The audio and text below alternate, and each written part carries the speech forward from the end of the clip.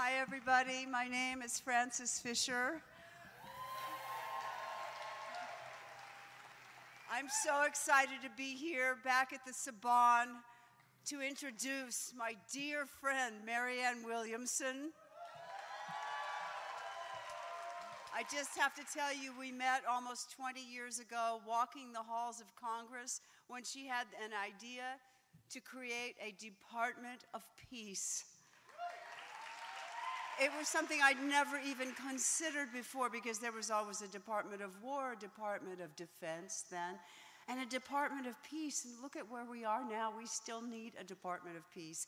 We need a president who has tenacity and strength and who can be polling at 11% when nobody is even letting her speak on a national stage. So it's up to all of us, right? It's all up to all of us to spread the word because Marianne is the most delightful, surprising, and smart woman I have ever met in my life, and I want you to meet her now. Ms. Marianne Williamson.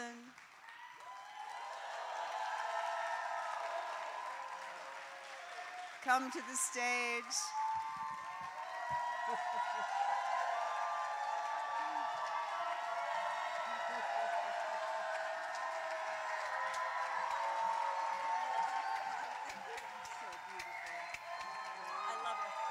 Saban, I love you. Thank you. Thank you. Thank you, thank you, thank you, thank you, thank you. I'd like a little light on in the house. I'd like to see all my wonderful friends who are here. I also want to thank, as usual, those of you who are on live stream. I want to thank the wonderful musicians who played for us this evening, Michelle Pascal and Myron McCauley and Stacy Lamont and Ian Martin and also the marvelous singers. Thank you so, so much. And also I want to thank my bestie, Frances Fisher. Thank you so much, Frances, for introducing me. I'm sorry I was late. I thought you were going to go on with your sweet self. But you got right to the point, and I thank you. I still need a little more light in the house so that I can see. This is a place, I know many of you who are here tonight know that we met here weekly at the Saban for years. And the conversation that we had week after week, and the conversation which I've had with many of you for 40 years, is not a different conversation than the one that we are having on my presidential campaign. I respect, and I think we all respect, that within our public and within our political dialogue in the United States, we keep our language secular. And that's important because we are a religiously pluralistic society. Separation of church and state, what's so magnificent about it means people are free to worship how they wish or whether they wish. So it's a very important protection for all of us, for all Americans, that we just keep the conversation in terms of its languaging without religious language. And so if I'm talking to you about running for president, of course we don't break out in prayer or anything like that. But the founders were not seeking to suppress the religious conversation. They were seeking to protect it. And as JFK said, we cannot afford as a country to be materially rich, but spiritually poor. And when you actually, and all that spirituality is, as we know, it's the path of the heart. And so many of us have met in this building and in other places over the years to talk about our lives when we live life from the heart. You know, many of you have heard me talk about Dr. James Doty, the neurosurgeon up at Stanford, who wrote that incredible book called Into the Magic Shop. And Doty talks about the fact that even in neurophysiology, they have discovered now something which even 10 years ago they didn't know, and that is how much of a partnership, even in terms of the intelligence of the body, is forged and played by a connection between the brain and the heart. And so many of us have for years recognized that when we live lives that are heartless, in which we do not consider ethical matters and deeply moral matters that have to do with reverence for life, reverence for the earth, charity and love and generosity towards one another, our lives don't work. And so when you leave such issues of love and mercy and justice and generosity and forgiveness and atonement and amends made for mistakes and kindness, when you leave these things out of your collective experience, then your collective experience doesn't work. And that's what's happened to this country. Not in terms of our personal lives necessarily. Many people, our personal lives, we're definitely on the path of seeking to live more ethically and with greater love and just to be better people. But we have lost a sense, particularly over the last few decades, that that conversation pertains to economics as well. It pertains to public policy. It pertains to issues of criminal and racial justice. It pertains to the way we live our lives collectively. And that's why I'm running for president. I didn't change careers. I'm just extending the same things I've talked about for 40 years. How to live a more soulful life, how to live a more reverent life, how to live a more loving life. And I think we need to ask ourselves that, not only in terms of our individual existence, but in terms of our country. This country needs its soul back. This country needs to think in terms of ethics in our policy. This country needs to think in terms of reverence for the earth, reverence for our children, reverence for one another. And until we do, this country won't work. We need a president who knows that and who will say so.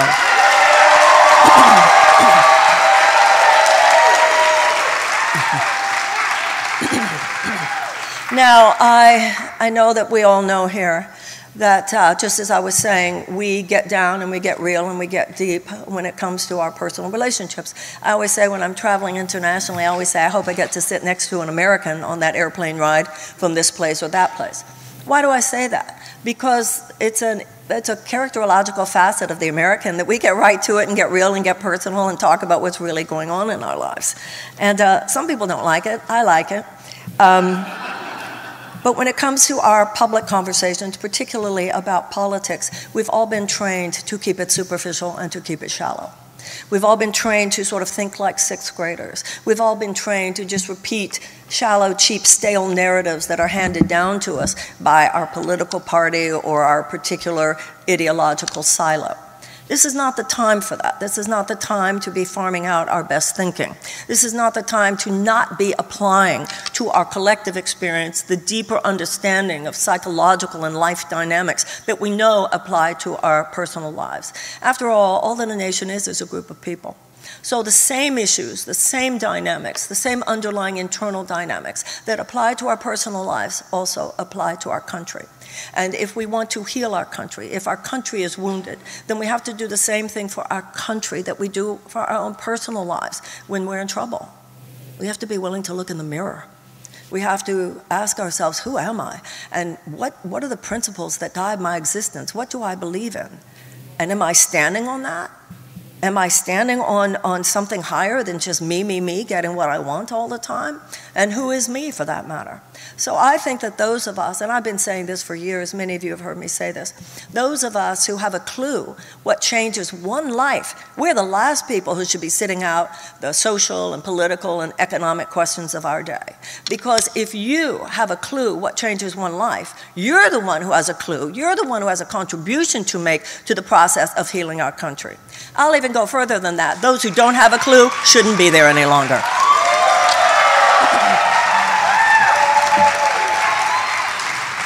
Now, one of those issues of personal transformation has to do with the individuation process. You get to a point in your life, usually your 20s or so, where you are individuating to the fullness of your mature self. And in order to do so, you start asking questions. You start asking questions about where you come from, who your parents were, who your grandparents were, what's the history of your people, what's the history of your religion, what's the history of your tribe. You need to understand where things have been in order to understand where you fit in. And then when you understand where you fit into what was, you're like, now you have an idea not only where you fit into the past, but what your responsibility is to the future. So every generation has to do that. Every generation has to understand, not just as individuals, what was my family's history, but what was our collective history. And so I'd like to go through some of that with you tonight. This country was born in 1776. It was born on July 4, 1776, when 56 very brave men signed the Declaration of Independence. The Declaration of Independence is America's mission statement. It's important, a mission statement, but it doesn't mean anything if you don't revisit it. It doesn't mean anything if you don't allow it in, if you don't deeply consider its purpose and its meaning in your lives. In the Jewish religion, it says that every generation must rediscover God for itself. And every generation of Americans has to rediscover for ourselves what the Declaration of Independence means for us, not just what it meant in 1776. But what does it mean today? It's not enough that the words be inscribed on marble walls somewhere or written in parchment underneath glass in a museum. They have to live in our hearts, or they lose their life force. They lose their moral force. And so let's go back to discover the radicalism and the deeper meaning of what happened that day in order to understand the radicalism that is needed to solve our country today. In 1776, some very brave men signed that document. They were brave, I say, because if in fact the British had won the war, they all would have been hanged, presumably, as traitors against the King of England. And with that document, they infused into the founding of a country earth-shattering ideas that would and did change the world. They are 4 very radical principles. They were radical in 1776, and they're radical today. Number 1, we take these truths to be self-evident, it says, that all men are created equal. Now, I remember when in elementary school or junior high school, whenever, being taught about the divine right of kings, that God had given power to the king. And then the king had some rich friends, you know, cronies, the aristocracy, and they had the rights, you know. It's just simply understood for centuries. They have the rights. They're entitled to the resources. They're entitled to the power. They're entitled to everything, and everybody else is little more than a serf, stuck in a position where they basically serve the king and the aristocracy. With the Declaration of Independence, we turned that over on its head and said, no, all men are created equal. And all men, not just a few men, have inalienable rights of life and liberty and the pursuit of happiness. Now, this was 1776, so what language would we use today for life, liberty, and the pursuit of happiness? I think it would be self-actualization. All men have the right to self-actualize, to do what you want to do, be who you want to be, spread your wings, manifest whatever. If you don't hurt anybody else, go for it. This is the place for you.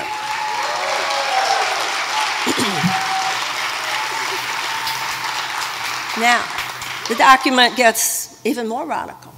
It says that governments are instituted to secure those rights, not to limit those rights, not to chip away at those rights, not to thwart those rights, not to undercut those rights. Governments are instituted to secure those rights. And then it even says that if government is not doing its job, it is the right of the people to alter it or to abolish it.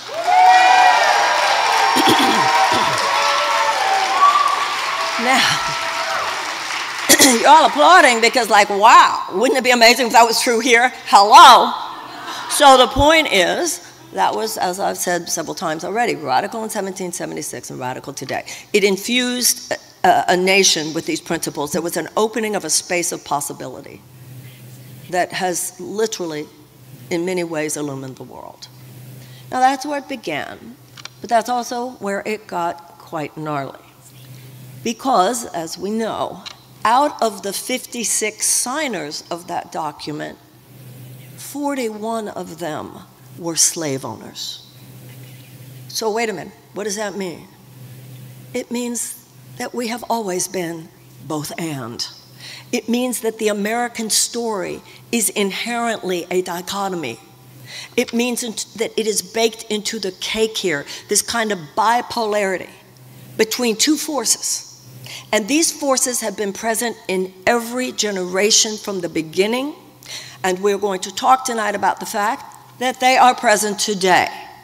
They have always been with us. One force, people whose minds and hearts are ablaze, illumined with what that means. That like, wow, there could be a place where anybody can do whatever they want to do and be whoever they want to be, and whatever is life for them, whatever is liberty, they have the liberty to be, whatever pursues happiness, as long as it doesn't hurt anybody else, and the government actually protects that, and the government's there to secure that, and if people don't like it, the people can change that. Like, wow. There are people who have been ablaze with that, and there have been people throughout our history who have been struggling for that and willing to sacrifice for that, and even willing to die for that. But there have always been, as well, forces who, let's be very clear, for their own ideological and or financial purposes, had no intention whatsoever of seeing those principles made manifest, who valued their property rights over the rights of democracy and humanitarian values that are inherent in the Declaration of Independence, and have proven time and time again that they would do whatever it took to protect their property rights, their money, and their ideological tendencies over and above the actual principles that anyone should be able to experience life, liberty, and the pursuit of happiness. That's who we are. That struggle is who we are, and every generation reiterates the struggle. So then you look at our history and you go, well, what did we do with that generation after generation? And you go, well, actually, we've done pretty well. Generations have risen up. And when there were institutional realities that represented the interests of those who put property rights above human rights, property rights above democracy, property rights against the values of humanity, generations have risen up and pushed back because they knew what Abraham Lincoln would one day say when he said that that Declaration of Independence is an eternal rebuke against all forces of tyranny and repression. So we did answer slavery. We answered it with amendments to the Constitution and the Civil War and the abolition of slavery. We did answer the institutional suppression of women with the generation that rose up with the women's suffragist movement and the passage of the 19th Amendment. And we did rise up, a generation did rise up to the economic tyranny represented by the Gilded Age with the establishment of organized labor. And a generation did rise up against institutional oppression of black people in the American South and segregation. They rose up with the Civil Rights Movement. They desegregated the American South. They passed the Voting Rights Act and they passed the Civil Rights Act. Why am I running for president? Because it's our turn now.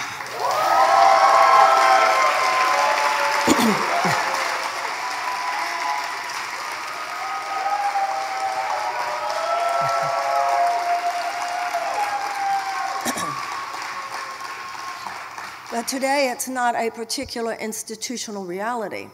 It's an economic paradigm. It's a way of looking at things. It's an economic worldview that has now infested. It is like a plague. It is like a cancer on our society. It is the very idea of institutionalized corporate greed. It is a malevolent strain of vulture capitalism whose tentacles are now in every corner of our society. It is a corporate matrix made up of insurance companies and pharmaceutical companies, big food companies, big chemical companies, big agricultural companies, big banks, at times big tech companies, gun manufacturers, big oil and defense contractors. And time and time and time again, their profits come before your life. Their profit come before your health. Their profits. We are the only advanced democracy that does not have universal health care. We have 1 in 4 Americans living with medical debt, 18 million Americans who cannot afford the prescriptions that their doctors give them, 85 million Americans who are underinsured or uninsured. Yeah, they can go to their doctor, but they can't afford the treatment, they can't afford the medicine, they can't afford the operation, so they end up putting GoFundMe pages on the internet for a life-saving operation for themselves or for their children, only because of the greed of insurance companies. We have 1.3 million Americans rationing their insulin, something you don't have in any other advanced democracy since they have universal health care. rationing their insulin, deciding whether to pay their rent or to pay their insulin, only because of the greed of the pharmaceutical companies, carcinogens in our food because of the greed of big food companies, the rape of the earth because of the greed of big agricultural companies, pesticides in our food, chemicals in our pesticides that we know harming a child's brain because of chemical companies. No matter whether you have a Democratic president or a Republican president, they line up with big oil, and we are actually ramping up fossil fuel extraction when we should be ramping it down. No matter who they are, they go lockstep with the military-industrial complex to the tune of $858 billion, even though we know that the defense industry just price gouges the Pentagon and uses it as their piggy bank. At what point is this going to stop, you ask? Well, not if you keep voting for those guys, because it is now built into the cake. That is the status quo in America today. Washington has been turned into a system of legalized bribery, and our legislators, and indeed sometimes our presidents, in issue after issue after issue, do more to provide more short-term profit maximization for those who already have capital so that they can accumulate more capital at the expense of the majority of Americans who are simply struggling to survive. 70% of Americans who live with constant economic anxiety. The fact that the majority of Americans cannot afford a $1,000 unexpected expenditure. The fact that over the last 50 years, there's been a $50 trillion, that's a pretty massive transfer of wealth, out of the hands of 90% of the American people. In the 1970s, the average American could afford, had decent benefits and could afford a house. The average American worker could afford a house. The average American worker could afford a vacation every year. The average American worker could afford a car. The average American couple could afford for one parent to stay home if they wanted and take care of the children. The average American worker could afford to send their kids to college. We had, until the 1970s, in University of California, University of Texas, University of Florida, and other places as well, tuition-free college and tech school, which they have in every other advanced democracy. Subsidized childcare, paid family leave, guaranteed sick pay, guaranteed living wage. These are considered moderate positions in every other advanced democracy. But our government is now hostage to the new aristocracy, the corporate aristocracy. And this will not change unless we change it. And if we revisit the Declaration of Independence, it says that it is the right of the people to do that. Every time some DNC official or some politician looks at me as though to say, who let you in here? You know what my answer is? James Madison let me in here with a little help from Susan B. Anthony.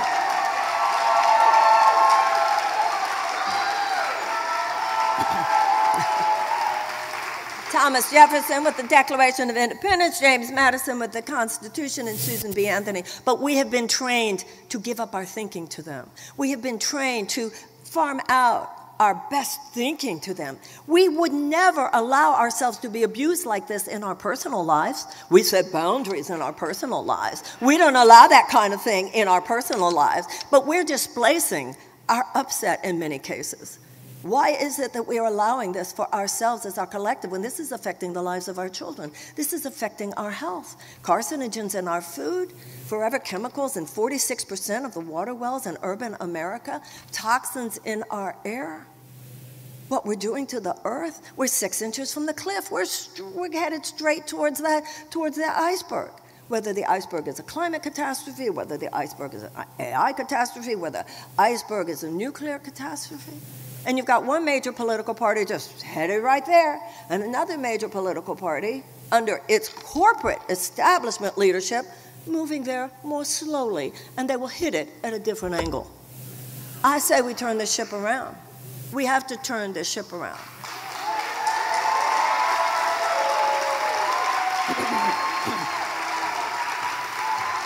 And they would say, oh no, you poor people, you just don't understand. She's not qualified. Because to them, what they call qualified is someone whose career has been ensconced driving the car that just drove us into a ditch. Their idea of qualified means someone qualified to perpetuate and maintain the system as it is. I say qualification should be someone who sees and is willing to articulate and do something about disrupting that system because it's wrong.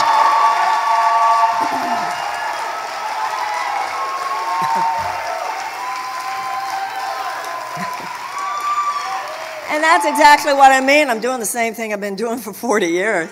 But you know, I remember reading an article about myself years ago when they said something about me in terms of my work with Course in Miracles and so forth that I think is true now. This article said, Marianne Williamson isn't saying anything everybody else isn't saying. She just says it when the microphone is on. And I think it's true politically as well. I haven't told you anything you don't already know. I haven't said anything here tonight that's a surprise to anyone. I mean, maybe there was a detail here or a statistic there that you hadn't heard, but everybody knows this. Everybody knows that something's wrong at the center of things. But we also know that, as Einstein said, we will not solve the problems of the world from the level of thinking we were at when we created them. All of the problems that we're talking about here are products of bad economic thinking left over from the 20th century. People whose careers and mindset are ensconced in the mechanistic mindset of the 20th century, in which if you want to solve a problem, you think it's enough to just solve the symptom and not even ask yourself what the root cause is. These are not the drivers of a path to recreation, revitalization, and regeneration in America. We need 21st century thinking where we're looking at the root causes. We're looking at the underlying dynamics. We understand what happened here 50, 40 years ago, when trickle-down economics, the biggest con that has ever been played upon the mind of Americans, came into ascent in this country. And people were told, oh, this will be great, see?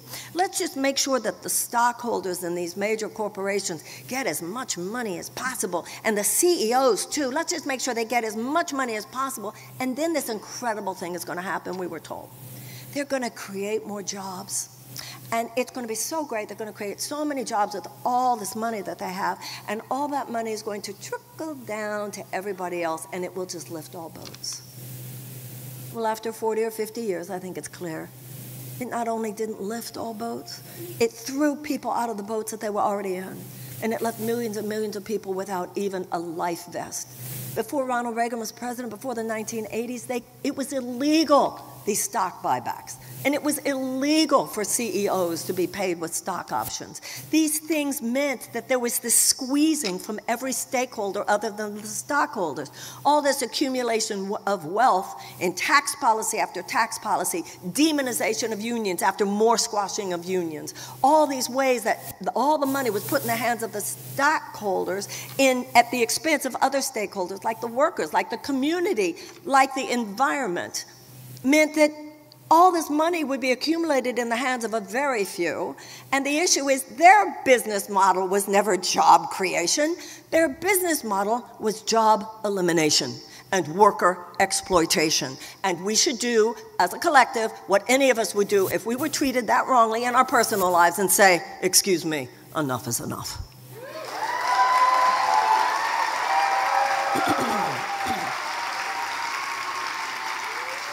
And yes, I understand that a Republican president started it, but I have to tell you something, no Democratic president has really stopped it yet.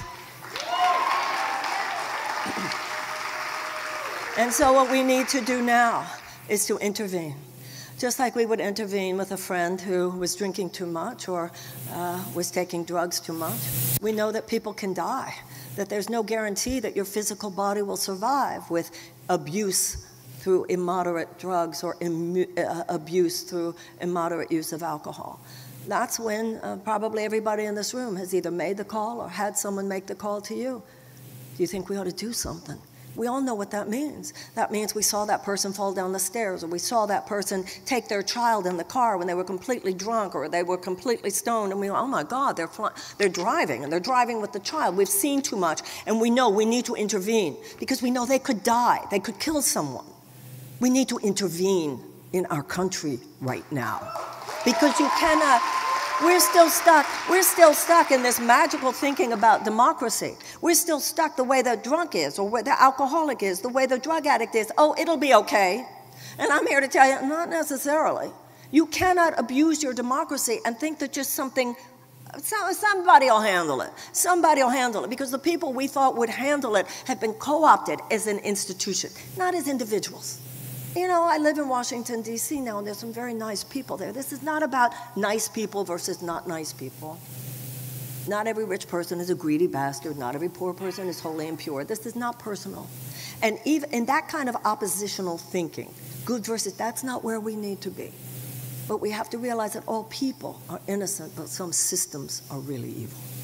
And so what we need to do now is to recognize that the system must change. But to say the system must change, we don't mean to deviate from how it was originally set up by our founders. It means to go back to how it was with our founders. That's what abolition represented. That's what women's suffrage represented.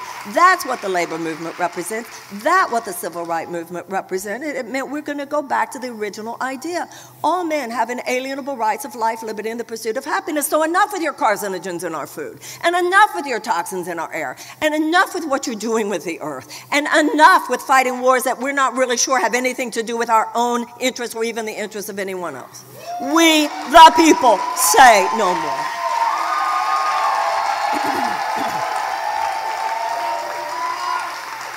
Oh, but how would she do that? She has no experience, say the people who spend half their time on the phone raising money. She's not a political car mechanic, is what they're saying. But the problem is not that we don't have enough car mechanics. The problem is we're on the wrong road. Franklin Roosevelt said that we wouldn't have to worry about a fascist takeover as long as democracy delivered on its promises. Some people have said to me, oh, Marianne, I don't know what you're doing. Don't you understand? The fascists are at the door. I want you to know I'm doing this because the fascists are at the door. Every time somebody says, oh, Marianne, we absolutely have to line up behind Biden, and I think it's very irresponsible what you're doing, and you just don't understand the fascists are at the door. You know what I say to that person every single time I'm told that?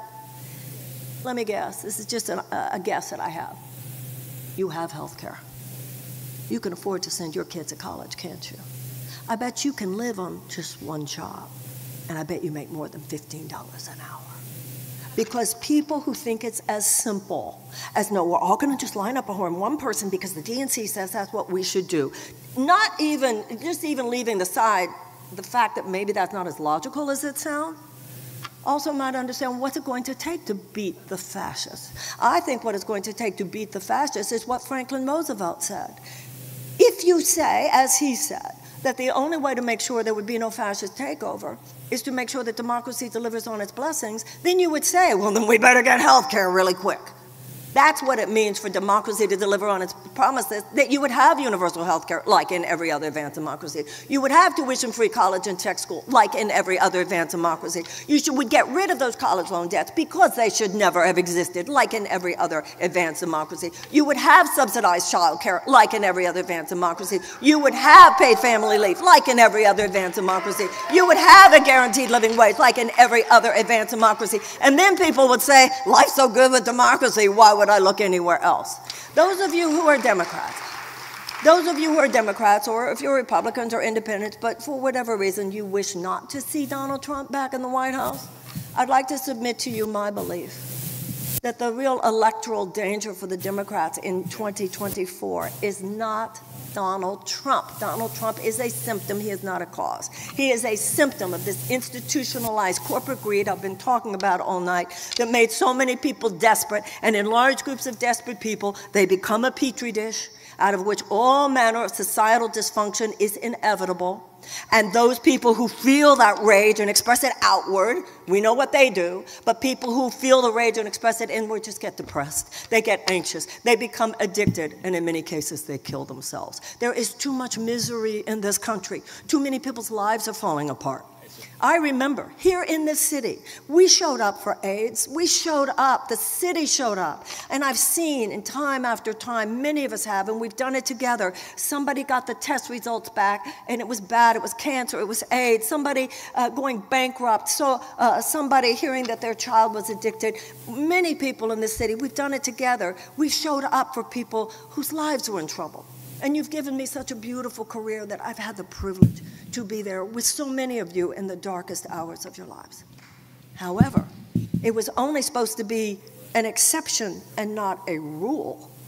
And what happened when I left Los Angeles, particularly when I lived in places like Detroit, I went, oh my God, this kind of anxiety, this kind of despair is not an exception, it's a rule in people's lives. And I realized how many times, and in many cases, that kind of despair is a rule because of bad public policy, because they don't have health care, because their kids don't have decent schools, because they can't work on just one job. When the president said, oh, the COVID emergency is over, well, the screaming emergency was over. So when he said, go back to your lives, the emergency is over, for millions of people, life was already an emergency. Poverty is an emergency. Hunger is an emergency. Living a life where you feel locked in and you're working 3 jobs and you hate them all and you have no bandwidth for anything else, for your kids, for your partner. You can't, just living life is just getting up and just hoping you can make it through another day. That is an emotional and psychological emergency, and it is unsustainable. Marianne Williamson, I'm telling you, it's unsustainable. And what has happened is it causes all kinds of rumblings underneath the surface, and it is going to break. It is going to break in one direction or the other. It's either going to break in the direction of greater democracy and justice and course correction and cutting the cords of this aberrational chapter of American history dominated by this soulless, unethical form of capitalism. Not that I'm an anti-capitalist. We don't have to go there. This is a form. This is a strain. It is unworthy. It is what, this is what Louis Brandeis meant, the late Supreme Court Justice, when he said you can have large amounts of money concentrated in the hands of a few, or you can have democracy. You can't have both. You can't have just a few people able to thrive, only a relatively few able to have easy access to health care, a relative few who have easy access to education. This is why what's going on with this regeneration, revitalization of the labor movement, good on you workers, good on you actors, good on you UAW, good on you Amazon, good on you, good on you, because that is part of the formula. It has to be an outside and an inside approach.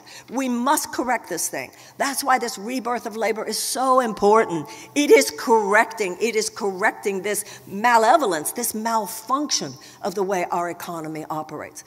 But we can't leave electoral politics out of it. It has to be an outside-inside approach. And a very, very good idea would have a president willing to say this stuff and to lay it down and to be as willing as your president to be as honest and authentic about what's happening in this country as I am as a candidate. And you would say over and over again, you would say over and over again, oh, there she goes. Well, at least she told us she was going to do that. She was going to make sure that the next defense secretary was not a former board member at Raytheon. And she was going to make sure that no representatives of big ag were going to be in the agriculture department. And she was going to say we should have an economic bill of rights, which guarantees all those things that I've talked about that form a new economic beginning. And we should have a Department of Peace so that we wage peace as effectively as we have learned to wage war when we feel war is necessary. And we should have a Department of Children and Youth, because we have millions of children. We have children. Do you know, throughout this country, I have met principals at elementary schools who tell me that they have students in their school on suicide watch. We have children in this country who are traumatized before kindergarten. We have millions of American children who go to school places where they don't even have the adequate resources to teach a child to read. And if a child cannot learn to read by the age of 10, the chances of high school graduation are drastically decreased. The chances of incarceration are drastically increased. And yet these people are simply locked out, and locked out as children. And then we talk about things like trauma-informed education, all of which is important, but it's also important that we ask ourselves, why is childhood a trauma for so many children? Well, children aren't old enough to vote, so they're not a constituency, so politicians go, whatever. Children aren't old enough to work, so they have no financial leverage, so politicians go, whatever. They are collateral damage of all this. You think we have a mental health crisis now?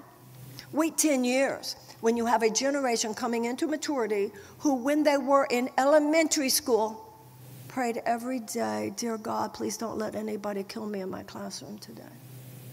So we need to have a Department of Children and Youth. They know things now that they didn't even know 10 years ago about a developing child's brain. 90% of a child's brain is formed before the age of 5. So we have to look at early childhood. I want to convene the best minds. You know, this is the interesting thing.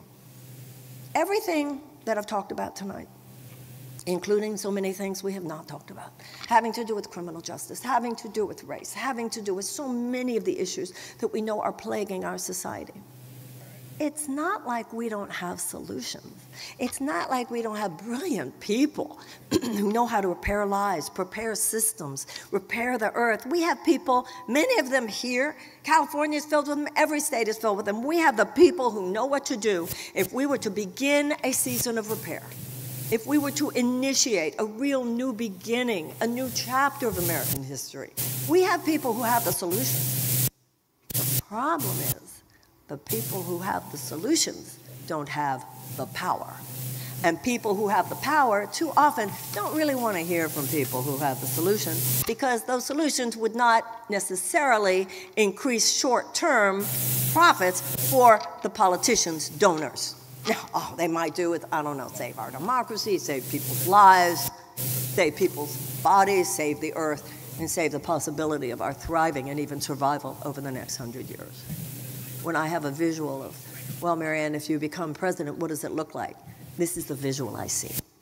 I'm in the Oval Office, and I open all the doors, and I open all the windows, and I say to all the people out there who are actually providing the alternatives, who are actually providing the solutions, and I say, come on in, guys, we have it for 4 years. We have it, come on in, come on in, come on in. We got this place. I got some levers of power here. Come on in. We got some levers of power here. We can appoint the people to these agencies so that they're not captured by corporate interests. And we can lay out for the American people a real vision. As Franklin Roosevelt said, the main power of the presidency, he said, is not administrative, it's a moral vision. Moral leadership, he said. We don't need another technocrat.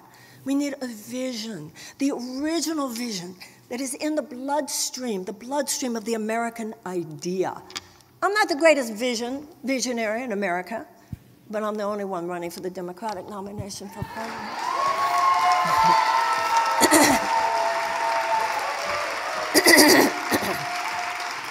And I would also have the power of executive orders. And I would also have the power of the bully pulpit. And like I said to you already, I'd lay it down. I'd lay it down in a State of the Union address. I'd mention poor children. I'd mention in a State of the Union that we have the highest level of poverty of any advanced democracy.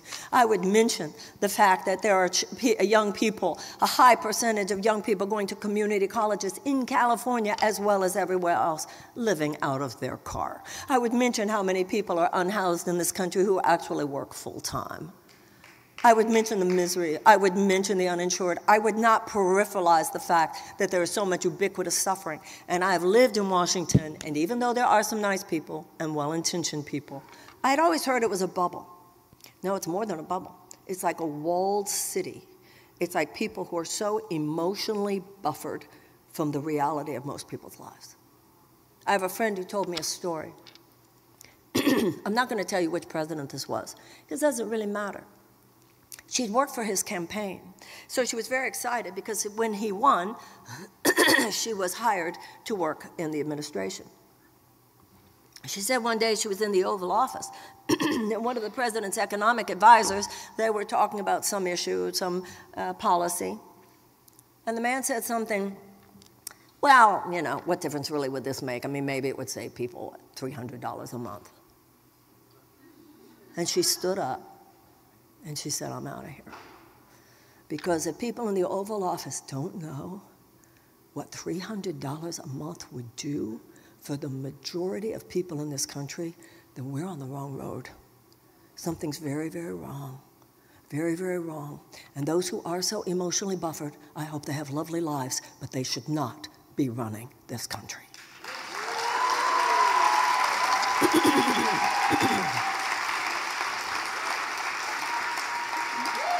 But, as you can imagine, the institutional resistance to everything I'm saying is very strong.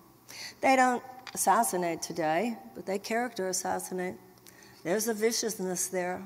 They'll do, if they don't want you in the conversation, all of a sudden you're not on CNN. If they don't want you in the conversation, all of a sudden you're not on MSNBC.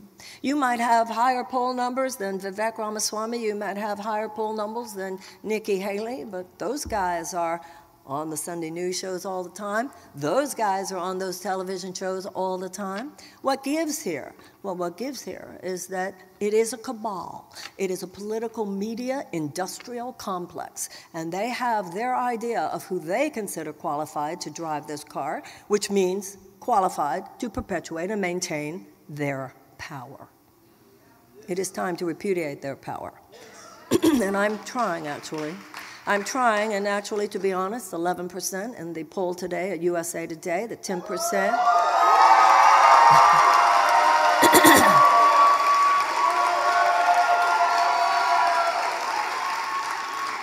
To anybody in this room or anybody on live stream who has donated even $1 to this campaign, all that applause is for you. Thank you.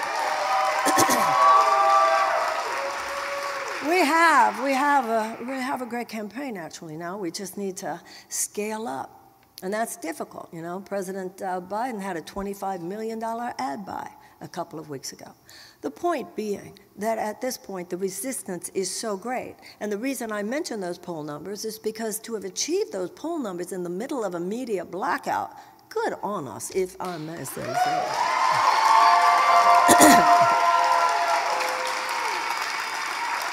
But now we need to keep going, because the way the system works, what do they say? First they ignore you, then they laugh at you, then they attack you, and then you win.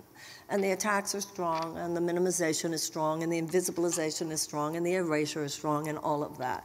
And as you can imagine, the spirit, you know, somebody said to me just yesterday, what would Marianne Williamson say? And, you know, it's funny because Marianne Williamson would say only love is real and nothing else exists, and you have to rise above it and blah, blah. But some days I feel like I had a fight with a boyfriend many years ago, and we were going through something, and he started reading to me from one of my books or something, and I said to him, I don't care what Marianne Williamson. And you can imagine, what I go through sometimes. However, I think that this is an important issue, not just for me. We have to ask, in order to endure and to transform these times, we have to ask more than what do we do. We have to ask, who do we need to be? When Gandhi said you must be the change, it goes back to that Einstein quote. You have to be a different person. You have to think differently, and we have to act differently in order to endure and genuinely, fundamentally transform these times. The system is institutionally resistant to fundamental economic reform. We are talking about billions and billions and billions of people's dollars. This is the same thing going back to slavery. Property rights over human rights. Property rights over democratic rights. That is why an economist named James Buchanan, who was the muse for the Koch brothers, he said that in order to ensure property rights, the primacy of property rights, he said we must put democracy in chains. And that's exactly what they have done. And in my mind, candidate suppression is a form of voter suppression.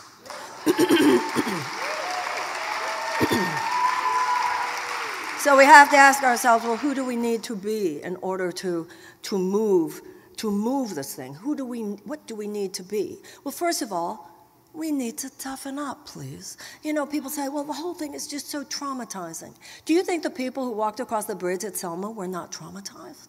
Do you think the women who marched for suffrage, that was all they were marching for women to be able to vote? And for this crime, they were thrown into prison. And the conditions in the prison were so horrible that they went on hunger strike. And the response of the prison officials was to send men into their cells and force these metal contraptions over their necks, force feed them. Don't you think they were a little anxious?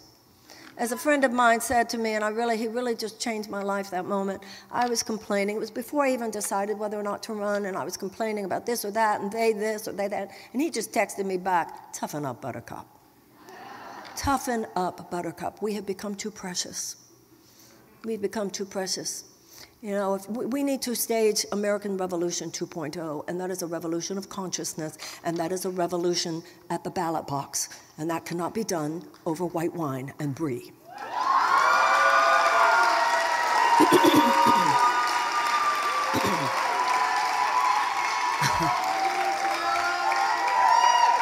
We have to be brave. We have to be courageous. We have to think for ourselves. We have to answer stupid things people say with something smart. We have to be willing to lay out the case for how much change is really necessary and how illogical it is to think that this race in 2024 is going to be like 2020. It's not. It's going to be like 2016. The biggest risk for the Democrats or anybody who doesn't wish to see Donald Trump return to the White House in 2024 is not Donald Trump. It's how many people might just stay home. Because if people don't feel that there's really an alternative, if there's really an alternative, if they don't have a visceral sense, boy, my life might change, I might get health care, I might be able to send my kids to college, I might make a living wage, I might be able to get out of my car. If people don't feel that, people are numbed and dumbed down and kind of like they're just too depressed. Why would they even show up? People who stood an hour for 7 hours in order to vote for a president who said that he'd give you $2,000 and then he only gave you $1,600, or who said that he would raise the minimum wage and then quite couldn't get to that because of the parliamentarian wouldn't allow it. Let me tell you something. When the president said he would raise the minimum wage to $15, and then he did do that for the federal workers. And when it came time to put that $15 into the COVID relief bill, the parliamentarian said, oh, you can't do that. So let me give you a little bit of schooling, perhaps, in how Washington works. The parliamentarian has no actual political power, and no Republican president would allow himself to be stopped by the parliamentarian. When the parliamentarian challenged George Bush, he fired the parliamentarian. We need an advocate for the people. We need the Democratic Party to once again, live with unequivocal advocacy for the working people of the United States and for what we are in our lives and our children's lives. But the institutional resistance is strong. And if we are going to do more than just get the message out there, I wouldn't be going through the shit I go through every day just to get a message out there. This is not just if all we do is get the message out there, all we do is make incremental approach, then what I submit to you with all sincerity is that it is unreasonable for us to assume that our democracy will even make it. And it is reasonable for us to at least consider, I'm just asking you to consider, that maybe the candidate that the DNC says is the only one we should be supporting might not in fact be the strongest candidate to show up in opposition to Donald Trump in 2024. Could we just have the conversation? Could we just open ourselves to the conversation? And you should hear what Joe Biden has to say, what he wants for the next 4 years. So far, all I've heard is to finish the job. I don't know. Maybe there's more on his website I haven't seen. Listen to what he says. Listen to what I say. Listen to what Cornel West says. Listen to what Bobby Kennedy says. Listen to what the Republicans say. You know, we have to be open now.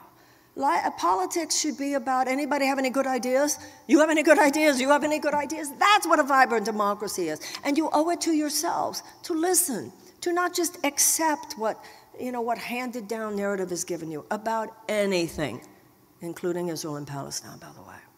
Think for yourself. Read. Listen. Go deep. Cry. Cry for all that has gone wrong.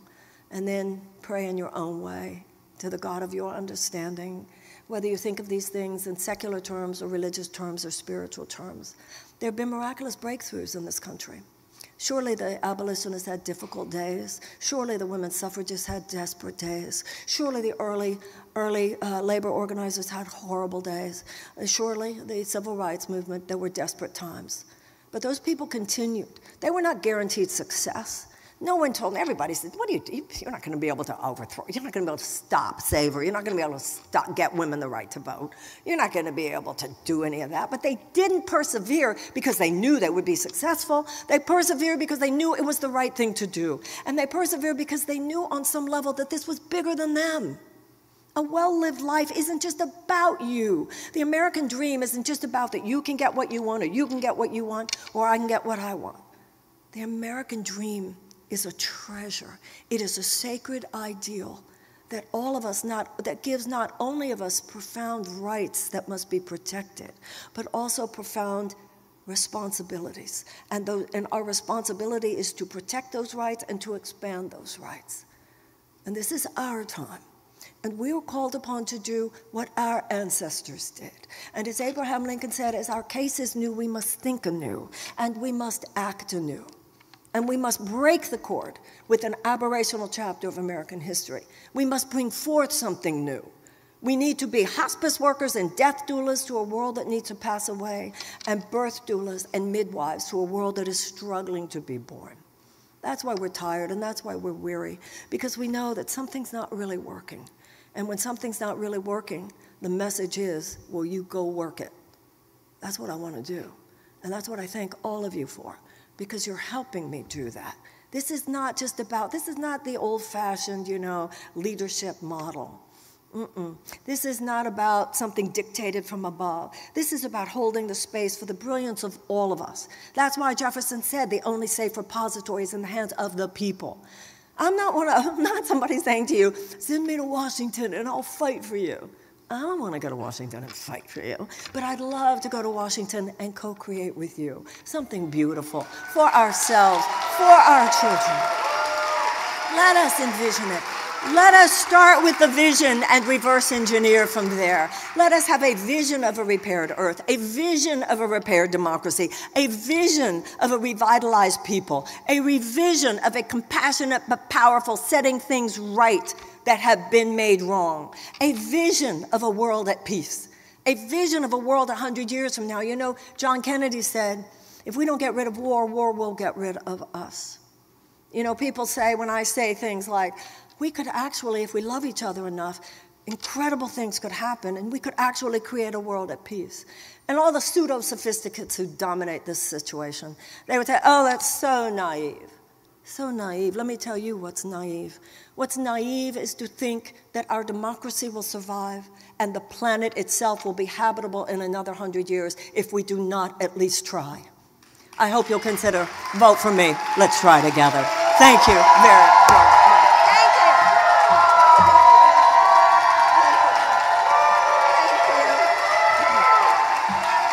Thank you. Thank you. Thank you. Thank you. Thank you. Thank you.